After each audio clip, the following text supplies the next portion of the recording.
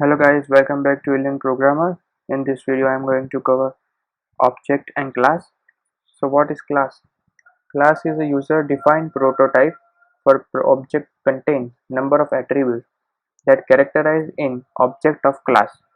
So how to define the class? Like class, simply write this class and the name of class like student. Okay, then put colon because you have to go into the block. Then you can also write attributes here. You can also something whatever you like, string as well, simply write alien. You can also define the function in the class like def name of the function. If you don't know about the function, then go to my previous video and simply write self.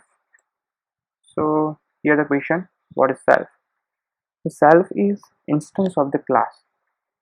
So with the keywords we can access attribute and methods in class. Okay, then simply write whatever in function, like if you want to print name equals to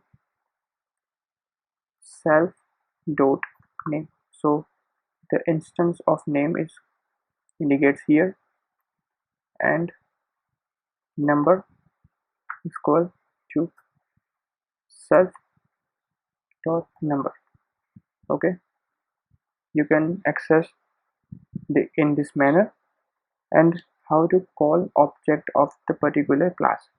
So simply write the name of object s1, whatever you like, name, and class.